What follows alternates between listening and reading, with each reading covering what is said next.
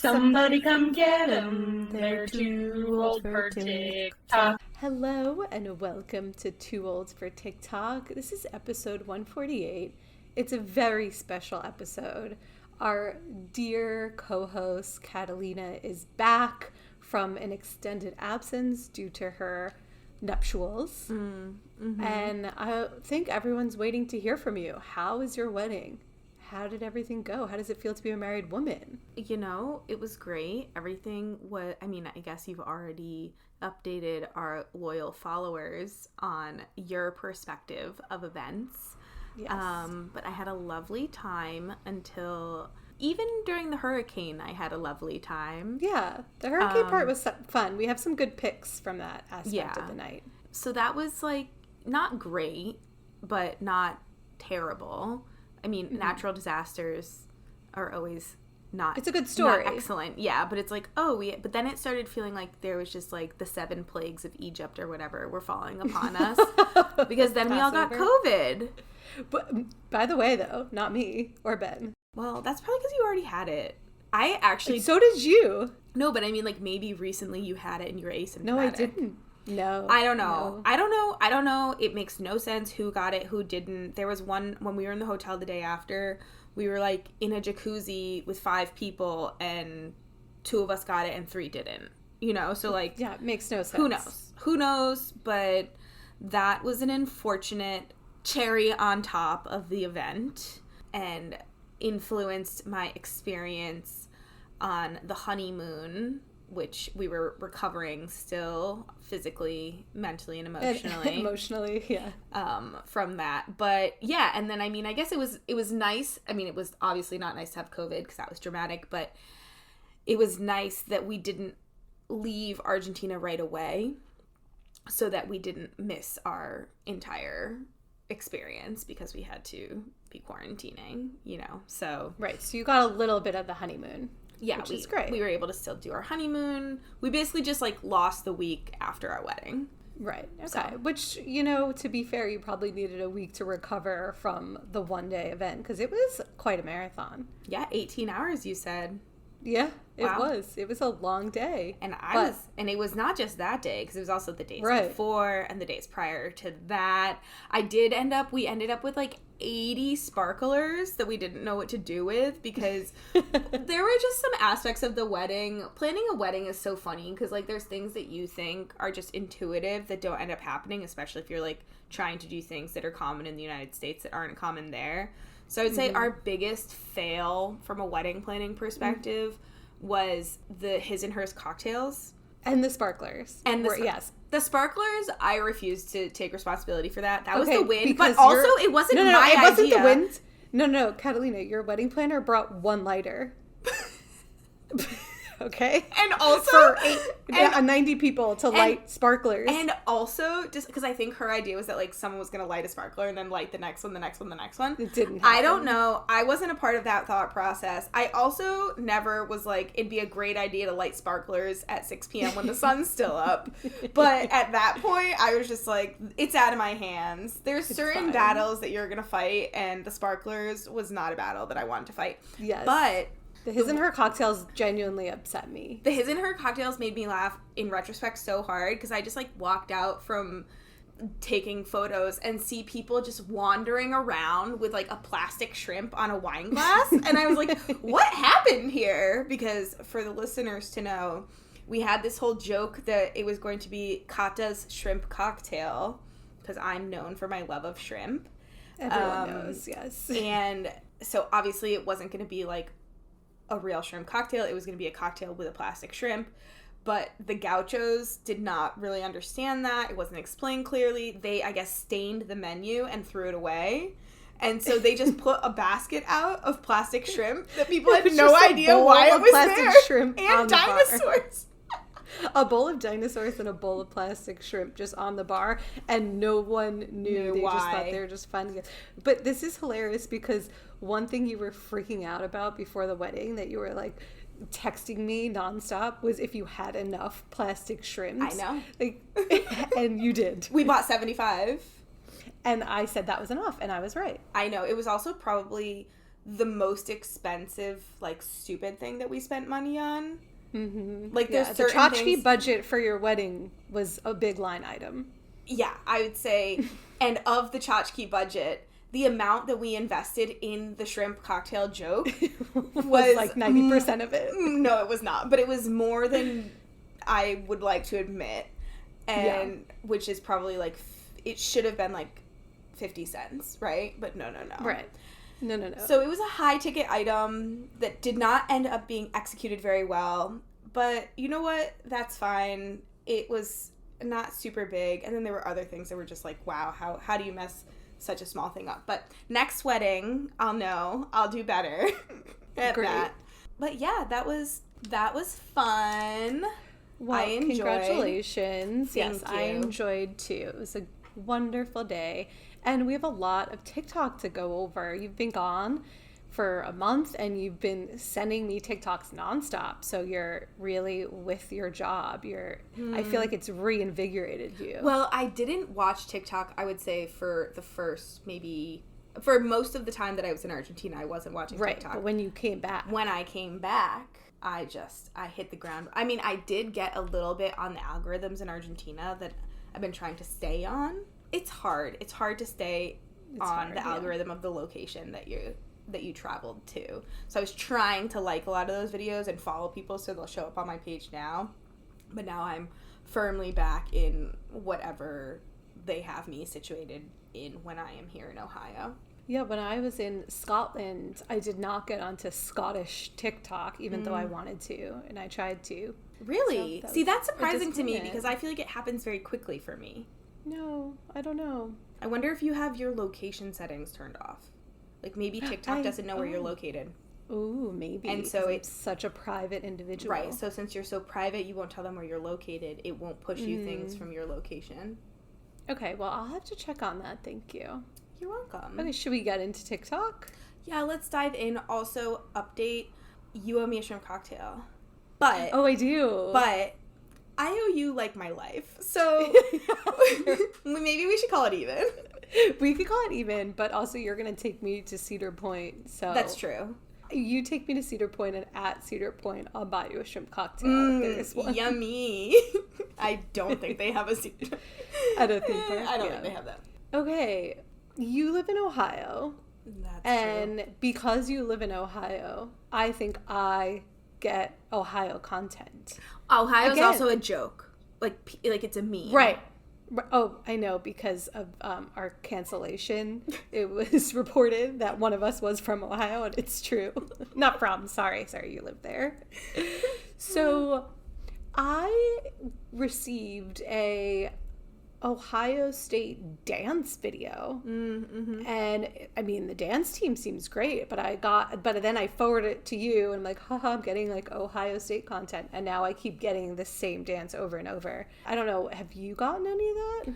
I did. I get dance content because my sister's a dancer, and I feel like I engage with trends, like the one trend that was about like my mom wouldn't let me do this hobby. And then they were all dancing instead. A lot of the alternate hobby, it was like my mom wouldn't let me do whatever, so she put me in Irish dancing. I kept getting a lot of those, I think because I engage with like dance content. Right. But Makes sense. I don't normally engage with competitive dance, which is its own genre of dance. I think so too, and neither do I. But because it was Ohio State, I think I received it. Your school that you are a professor at has a great dance team, and I'll just leave it at that. I didn't realize, I sent it to my sister because I was like, she used to teach at a competition school in Minnesota because the other school, or the other team that's going viral is the University of Minnesota one. Oh. And she was like, I was like, this is weird. Like, as someone who knows like classical ballet and things like that, watching dance team dance is very different. It's much more acrobatic, and it's much more about facial expressions. Yes. And that was what was the strangest. I was like, I didn't realize that half of this routine is just like making these facial expressions. Yeah. Right. It's very emotional. Yeah. Excellent. Okay, well, moving on. Also, I can't escape the 9-month cruise. It's still going on. Will be for, I think it's like month 2 now. But the big updates and drama is at most of the ports, they haven't been able to get to them because of the weather. So it's a lot of upset passengers just not being able to go to the places they were promised.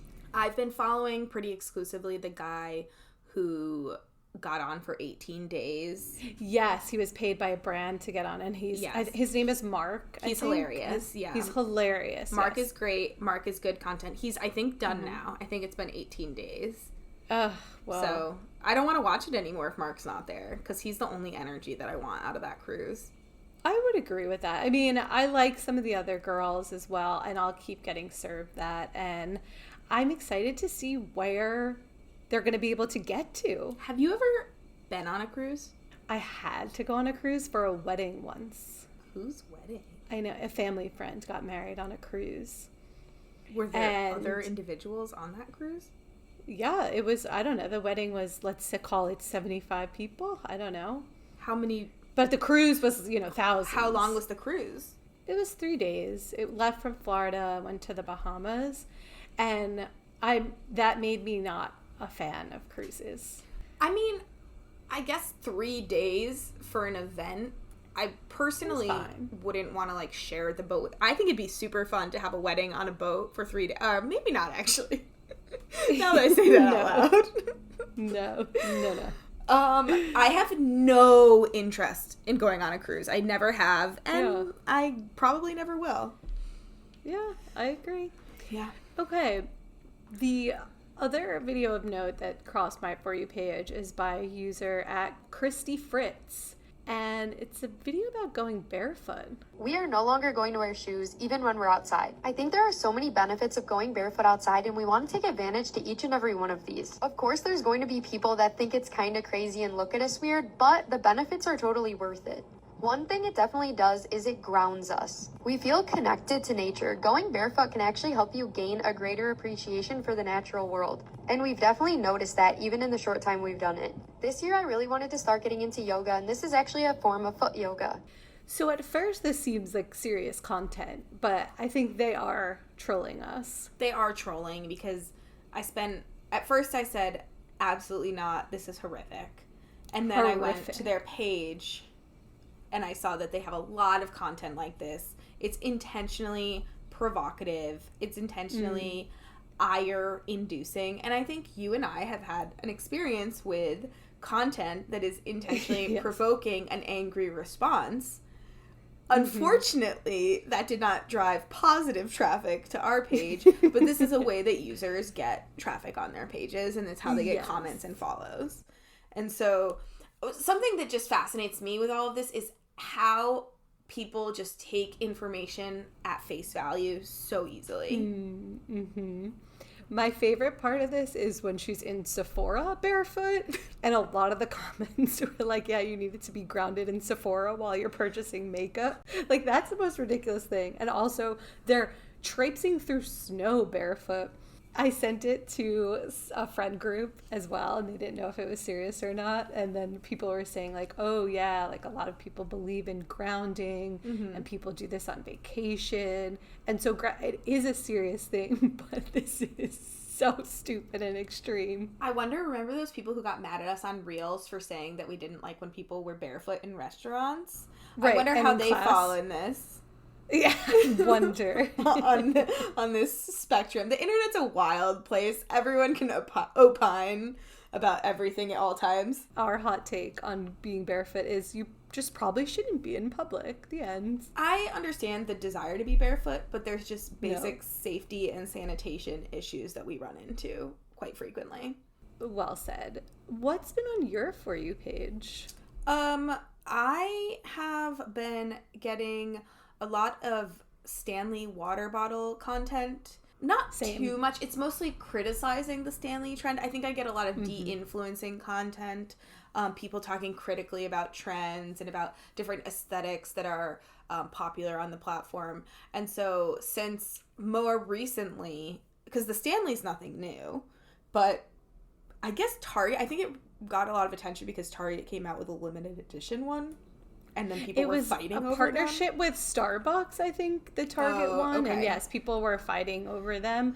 But also, I saw the trend and the uptick in Stanley with the video of the car fire and the Stanley being the only thing that survived the car fire. Right, and we both thought it was the Stanley Cup, like, from hockey. You thought it was the Stanley Cup because I was doing a bad job explaining it, but yeah. And I was like, why did she have the Stanley Cup in her car? But this one video that I saw was responding to the Stanley videos, and it was saying to use a Bon Maman jam jar as a water bottle. And so smart. I personally would not, but I liked her reasoning. So this was the user at meredithzoe.e who gives why we should use these jam jars as a water bottle. Want to avoid the next trending water bottle cycle altogether? Let me introduce you to this classic for transporting liquids. It even features a lid. It's BPA free in the way that rice is gluten free. It holds 13 ounces, which is enough, honestly. Where the Stanley comes in at a heavy 1.4 pounds, the Bon Maman jar only weighs 11.6 ounces. It fits in your cup holder and it fits in your purse. It's free with the purchase of some delicious jam. It's great for water. It's the best container to use on your evening cocktail walk around the neighborhood. If you're lucky enough to get the advent calendar, you can carry around a little purse espresso or a tiny macchiato. The base and the lid are dishwasherable, and if you leave it behind somewhere, no big deal. Just eat some toast with jam and you'll naturally procure another drinking vessel. I also would never do this because, as you know, I'm a water bottle girly. Like, I love a Poland Spring. You should not admit that bottle. In the year of our Lord 2024. But, you know, actually, look, I have one on my desk right now. Did you just see the recent information about the plastic getting into water from plastic bottles? We're all gonna die, and maybe I'll die sooner, but you know what? Okay, I should use a reusable water bottle. The end. I'm gonna leave it at that. I'm a Yeti girl at the moment. You are. But You're so behind the times. I don't try to be trendy with my water bottles. My feedback on the Yeti, and this is sort of feeding into why I wouldn't want the Bon Maman jar, is I feel like it leaks, and I don't trust that jar is not going to leak. I trust that jar isn't going to leak. I want to try it. I mean, I have like a lot of them. Try it. No. I like the idea of a takeaway cocktail. And then also, oh God, I'm going to say something unsustainable again. I would take one if I was going somewhere, and then I would just be able to throw it out instead of like a Yeti or a Stanley that I paid for. Again, okay. You are defeating the purpose. Dina, you are canceled 1,000 times over. Reusable is in. I know. I need to be better. Single-use plastic. And in your case, evidently, single-use glass jars. Okay. Or I won't try it. And this is from the woman who bought 75 shrimp for her wedding and can only locate one. Shrimp. Okay. Let's not talk about the carbon footprint of having a destination wedding in Argentina. True. All right. Pot kettle. True. Okay. We have a new section, and I think I'd like to make it official now that you're married to Ivan. Okay. There is Ivan Talk. Mm-hmm. This is our section where Ivan is on a completely For You page than any individual completely that different I know. For You page.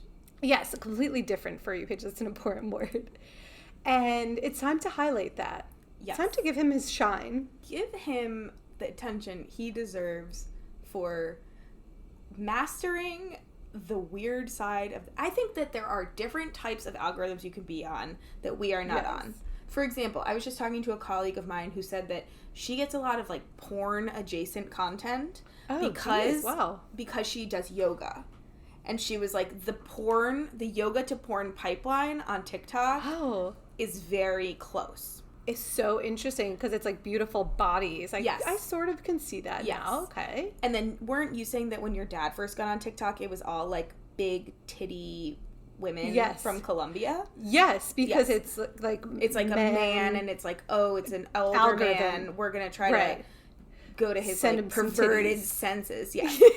So all this to say, the energy that Ivan is putting out into the algorithm is just deranged content. Deranged, but also it has nothing to do with titties or no, it's not sexual porn. whatsoever. Yeah. You started with that, so no. This is I'm just trying to show how there's parts like we are on a similar algorithm, you and I, because we are a similar type of person. We're similar identities, similar interests, and therefore we see similar content. We diverge in some places, but we coincide in more places than not. Ivan is on an extraterrestrial plane of TikTok. Such a good word to explain it, yes. It is mostly absurd, front-facing content. It's always a single individual. Yes. Frequently, the individual is an elderly man. Yes, but the two examples I have pulled for this week are two, I don't want to say elderly women, but let's say they're older women. Yeah. They're older women, again, front camera facing, and actually both are sitting in the car. Okay.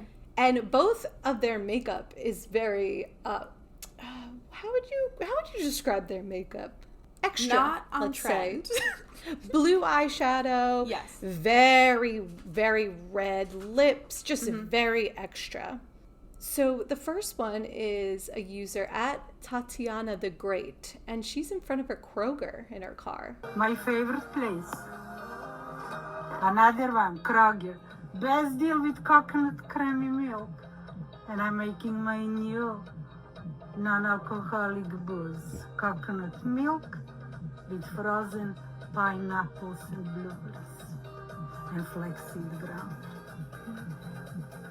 Victoria with no secret. This is bare skin. I'm not putting crap on my skin. I'm making my crap on my skin. I have a question about this. How many likes does it have? This video has 16,000 likes. Oh, okay. So that's a pretty viral one. So this is a popular one, yeah. Okay. How many that's likes? A great question. Yeah. Because the next one is a video by at Nancy Marie Mangano. Mm-hmm. And this one only has 555 likes. And I'd say most of the Ivan content is probably at this level where it's not viral. Here, let's play the audio of Nancy. Hi. Do any of you do some of your best thinking, some of your best dreaming sitting in your car? I'm in my car right now in the El Pollo Loco drive-thru line. This is where I do a lot of my best thinking. I think about my next novel, my next screenplay, what I might write, what my characters might be, how to develop it. I love being in my car. I've always loved muscle cars. Oh, always. I drive a Ford Mustang. So beautiful. It's just such a nice car. So when I sit in my car, I do a lot of my dreaming. My best dreaming by driving. Our friend Claudio described her as the aesthetic that he wants. Or what did he say? I don't remember. He said, this is my dream look or something. This is my dream look. I think, so one thing I've watched Ivan be on TikTok before, if a video has a lot of likes, oftentimes he won't like it. Like I was watching on his TikTok and I liked something that had like 9 million likes and he was like, I would normally never like that content. And I think that's why he gets, one of the reasons why he gets obscure. He roots for the underdog and I love that. And he just loves absurd comedy that is oftentimes, I don't think, posted as comedy. Right. But it's like, it's the intersection of comedy and horror. And just no, the absurd. It's just the absurd. Absurd, yeah. It's the uncanny. Okay. He really likes the uncanny. He really likes the absurd. He really likes outrageous, but not outrageous in an offensive way. It's just outrageous as in like bizarre. He likes things that are bizarre. I often find when he sends these videos over of the people that they're all very lovable. Yes. He also likes ones that play with different images. So, it's really hard to articulate Ivan's algorithm, and I think this is maybe something we'll work on in this segment. Mm-hmm. Yeah, I think these two videos were a good start. Good. So let's move on to a very big trend that I actually hadn't seen a lot of because I'm not on fashion TikTok, and you are, Catalina. I am. But this is the idea now of the mob wife aesthetic.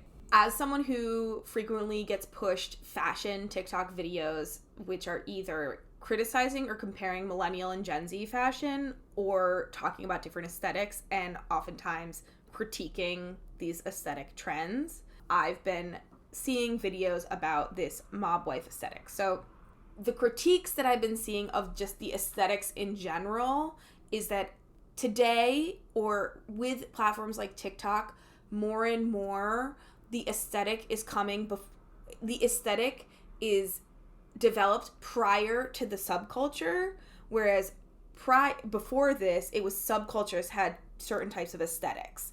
Now, because of brands and marketing and trends, these aesthetics are developed or marketed or become popular, go viral, without there being an actual like subculture personality behind it. So you have all these people walking around doing the clean girl aesthetic.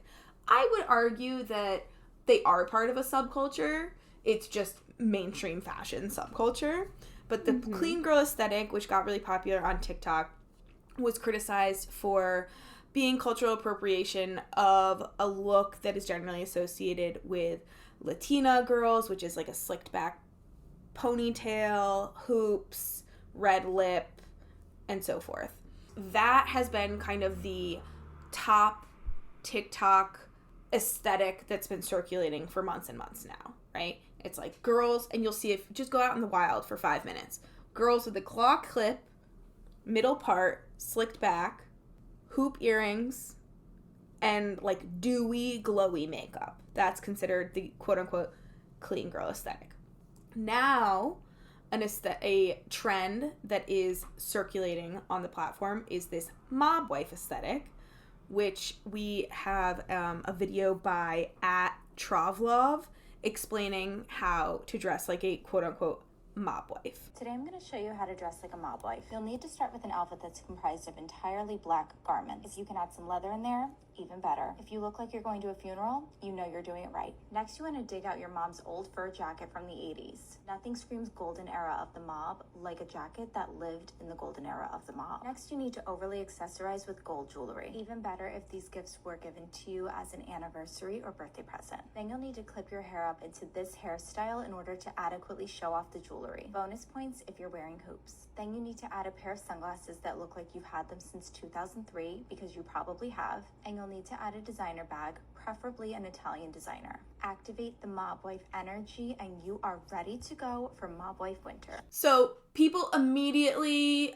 this is TikTok, people are going to have a take on everything. There's going to be critiques, there's going to be perspectives. So you have the people just going with the trend immediately, following the trend, liking the trend, which I would say another one is @Maley_A_Nicole, talks about how clean girl aesthetic is out and mob wife is in, and gives a tutorial for it. TikTok has spoken, the clean girl aesthetic is out and the mob wife aesthetic is in. So let's talk about what that is and what that looks like and how to dress if you want to participate. I tell you, I am so excited. It's time for the fur coats. It's time for the makeup girlies. It's time for serious all black leather outfits. This is everything. The clean girl look is so cute. I want dramatic. I want maximalism. So let's talk about how to dress like this and what it means to look like a mob wife. Think big fur coats paired with some knee-high boots. Russian Spy meets Fran Fine. Dressed like a mob wife, you want black leather, much black as you possibly can. Makeup, long nails, pointed shoes, sequins on sequins. It's great because these are also coming back in trend. It's fantastic because leopard print is taking the world by storm. It's a huge 2024 fashion trend. Then you have people like @Long Island Libra who are getting mad about this, and they're saying like they're basically calling it cultural appropriation. They're like, our culture is not your costume, and our culture is not your costume. Okay, let's talk about it. Clean girl aesthetic is out, mob wife era is in. Do you psyops just refresh your TikTok page and be like, all right, oh shit guys, clean girl aesthetic's out, time to be a mob wife, and you magically all have fur coats appear in your closet the same day? And you guys all just like blindly follow whatever trend the internet tells you to, and I find it extremely bizarre behavior and strongly urge you to get your own sense of personal style, brand, aesthetic, if you will. For months, you guys were like slick back bun, gold hoop earrings, lip balm, clean girls. One, that's what Latina girls have been doing for like ever. Secondly, I saw that, was like, cool, I'm gonna sit this one out because I'm not a clean girl, I'm pretty dirty. I'm the same person that if my winged eyeliner looks really good one day and I know I have somewhere to be the next morning, I'm gonna sleep in it and then the next morning touch it up a bit. You clean girls were also the same ones that were above self-tanner for like months. Don't think I forgot. I saw all of your videos throwing my self-tanner out and just embracing my natural pale skin. some people are really mad. Some people are just making funny videos about, like, don't call yourself a mob wife until, you know, like, the feds come to your house looking for your dad or whatever.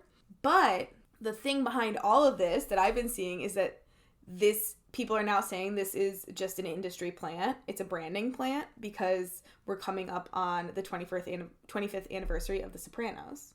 That is what is most interesting to me, because I did see a lot of content, and the marketing behind the 25th anniversary of Sopranos is so genius that it was an aha moment when I saw that you had written this in the doc. I was like, wow, that's actually incredible. Like, it would just work so well with the timing. Mm-hmm. It's funny, though, because there's so many... I grew up in Long Island, so for me, it's a lot of... It was a Long Island... like, it's Italian culture. Yeah. It's Long Island... You know, it's Italian-American... New York. Yeah. Right, yeah.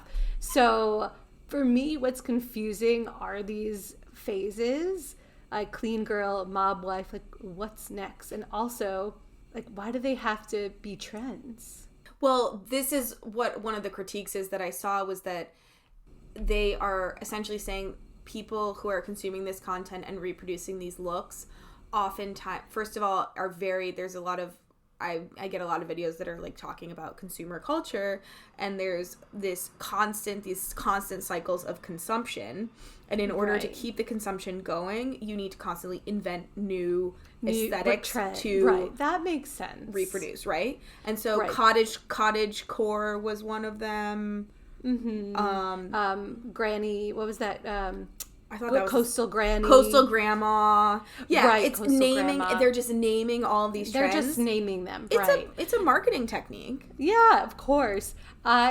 The thing that gets me about this is the fur coats, and I'm looking for like PETA to get involved. I'm looking for someone to take that angle of being like, we can't wear fur coats, the animals.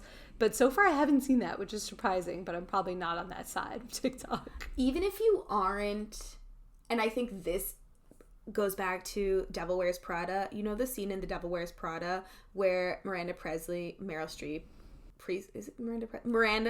like starts yelling at Anne Hathaway's character about like, you think you're so above all of this, you think you have nothing to do with this, look at your shirt is cerulean blue, and then like goes through the entire trajectory of how cerulean blue made it from the runways to like the TJ Maxx racks. Right. Wow. And yeah. So even though you or I are not very into following the fashions or whatever, I still am now wearing a claw clip, or I'm still now parting my hair down the middle, because you're sort of like inceptioned into... I mean, I've been parting my hair down the middle for a long time. Yeah. The makeup thing, like changing the makeup from the clean girl aesthetic to the mob wife aesthetic is the complete opposite too. So it's like the heavy makeup versus the clean. So I don't really wear makeup, so it doesn't affect me much. But you still will find yourself subtly following trends or micro trends. Yeah. Even if you are not mentally invested in being on trend.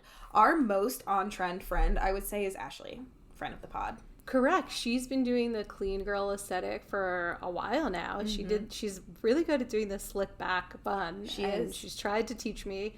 And I just, in one ear, out the other. I've never even tried to do it. I think if I saw you in a slick back bun, I would pee myself laughing. I have to try it one day. But now it's out. So it's not out. It's just... Okay. I think it's not out fully. But who knows? I could be wrong. But you know what? I don't care. That's what we'll see. Wait, I just have one more thing to say about the slick back bun. I have tried to do it, and I think it's so difficult to both part your hair and then also put it up high. My hair doesn't want to do that. Well, it's not for everyone. That's the thing. Yeah. So back to, yes, I don't care. Dina doesn't care. Moving on. Let's talk about TikTok drama. Okay, the TikTok drama is from a company called Kite Baby. Now, I saw a very deranged video come across my For You page, and it's by the founder of Kite Baby, and it's this crazy apology video. I'll play a little of the audio here. Okay, I'm gonna do this. So, I just posted a official apology on TikTok, and the comments were right. It was scripted. I memorized it. I just basically just read it. It wasn't sincere. And I've decided to go off script and just tell you exactly what happened. I've been thinking about what went wrong, and I think sincerely what went wrong was how we treated Marissa. And I was the one that made the decision to veto her request to go remote while she has to stay in NICU to take care of her adopted baby. And when I think back, this was a terrible decision. I was insensitive, selfish. So this video immediately gets me to search, like, what is this drama? What's going on?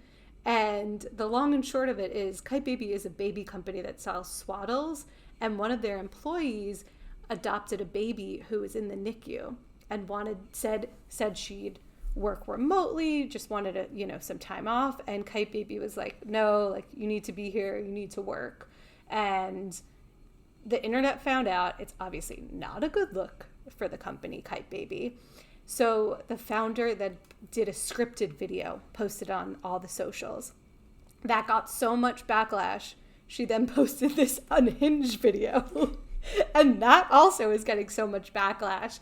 It's just, she needs like some crisis management PR, but also in this day and age, like, you cannot deny a mother pay when she's trying to take care of a baby in the NICU. And there should be no distinction of adopted baby or not, period. And that's what Kite Baby was saying. Oh, like, just because you didn't give birth, like, no, it's still your baby. So this is not going to bode well for Kite Baby. That's a disaster. I didn't see this specific remote work or back to office type drama, but I did see the other one going around, which is the parent company of WebMD. This has been on TikTok a lot. The parent company of WebMD posted this video publicly. It's like on their Vimeo page, and it's basically explaining why it's a return to office video. And it's so funny and so just like awkward corporate video where all of these different VPs and senior managers are being recorded in front of green screens saying, like, you have to come back to the office. So that, similar to this, has been getting a lot of hate on TikTok and a lot of discourse, causing a lot of discourse on TikTok. Do you have a return to office demand at your job? I do. I have to work in the office on Tuesday, Wednesdays, and Thursdays. So 3 days a week, and I can't decide which days. It's mandatory. And everyone's there those days? Well, it's supposed to be that way, yes. But my question is more, is it that they alternate who's there when? Or No, it's a small company, so it's just like everyone should be there those days, all staff. Do you like being in the office or working at home? I thrive working from home. I love working from home. I think the perfect thing for me personally would be 2 days a week, and I would get to choose the days, or 1 day a week and I would get to choose the day. But 3 set days, it's not my favorite, I gotta be honest. Yeah. I currently do not have to be on campus at all because I am not teaching this semester. No, that's so nice. It's so nice. It's the first time that I've had a semester leave from teaching since I became a professor. And very nice, but also now I have all of this unstructured time. So I don't desire to be teaching or to be in person or anything, but I do need to learn what to do with my how to structure my unstructured time, essentially. I have faith that you will learn quickly and you will thrive. Thank you. I need to focus on changing into real pants, even if they're leggings. No. This is what TikTok taught me, actually. Sometimes if you need a boost to get things done and feel like, you have to work, put shoes on. I always wear shoes. I always wear UFUs. Right. Okay. So but maybe put on your sneakers. I don't want to wear my sneakers inside the house. That's dirty. Yeah. Oh, okay. Just forget it. Forget, I was trying to help. I appreciate it. I'm currently wearing my UFOs, and we're Same. recording on a Monday, so I'm not in the office, and I've worn sweatpants and I actually, for this recording, took off my pajama shirt and put on a new shirt. That's nice. So I think that's important. I think I need to change out of my pajamas. Well, you know what has gotten me into my routine is training for marathon. So running. I have a very, very explicit regimented run schedule. Are you so still training for a marathon? I run. No, I am going to do a half marathon in April. Okay. And every Monday, Wednesday, and Saturday I run, and every Thursday I work out. So that helps a lot. Yes, I think I'm going to be working on this. I have a writing group. Our listeners don't care about my schedule. They care about TikTok. Yeah.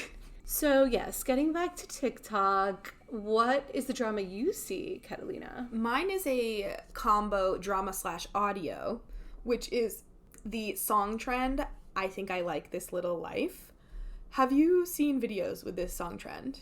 I haven't. Please explain it. I haven't seen this at all. So it's this acoustic song by a singer-songwriter named Cordelia. She says, I think I like this little life as a line in the song. I think I like this little life. This little life. I think I like this little life. So what people started doing was like posting moments of their everyday lives and to that song, just to this whole like romanticize the everyday type attitude that is popular on TikTok. So apparently this creator her name is Taylor and her is at Paretay, Paretay.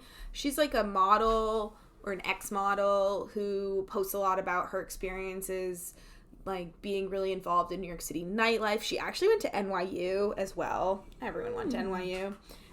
But she posted a video basically being like, I like this little life trend is not for Nepo babies. I just saw a girl who is the daughter of a famous actor post, I think I like this little life, and the video was of her on a private jet. But then the girl is Kelsey Grammer's daughter. Oh. Who didn't she go to NYU? Kelsey Grammer's daughter? Kiefer Sutherland's daughter went to NYU. Yes, Kiefer, yes. And graduated the same year. Yeah, she lived above us in Third North.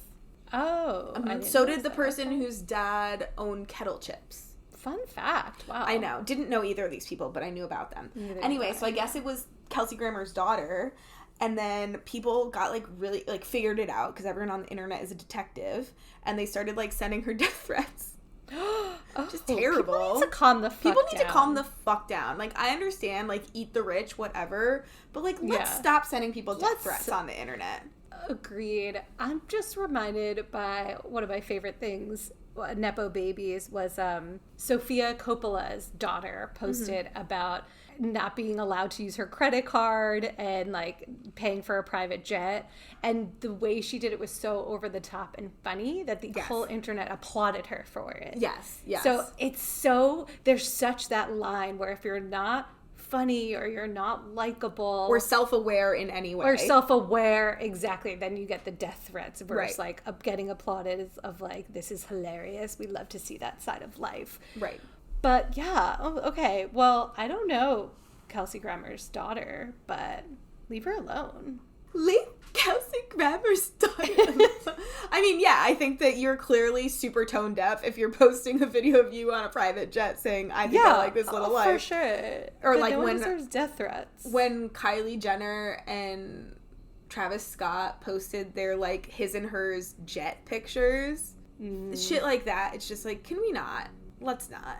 But anyway, so that is the combo audio trend / drama.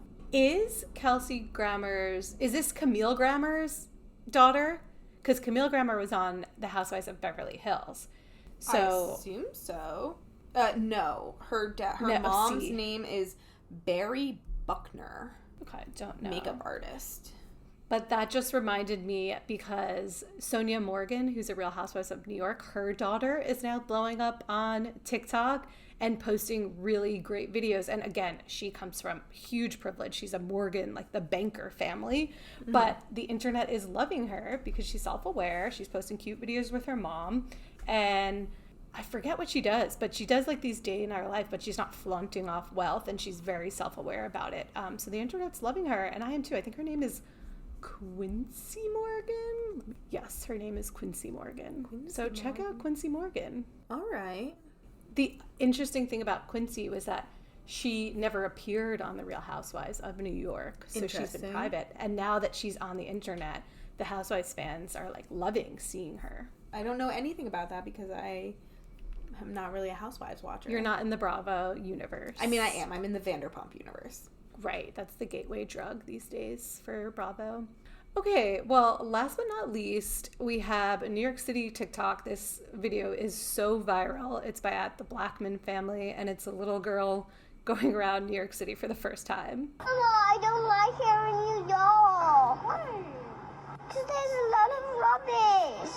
You said it's pretty. Oh, there's a little rubbish everywhere. Look at all the stuff on the floor. So many people here. Mom, I don't like you all. Oh, what's so stinky? Mama, can I get a mask? This video is so great because she's so lovable and her accent's amazing. Like when you say rubbish as a little girl with that accent, it's the best thing ever. And she's right. Like on my street yesterday, I looked down my street. There is so much trash. And when I was in Scotland, I look around. There is not trash on the streets in Europe. Even in Argentina, like in Buenos Aires. Not a lot of trash. There's not the like same. In New York. There's not the same. Well, here's a question. Mm-hmm. Who's in charge of the trash in New York City? It's not municipal. The mayor? No, it's private companies. It's what? It's contracts with private companies. Right. Well, that's like where the mafia comes in. So, speaking of mob wife, so sometimes, trash removal NYC, is it public?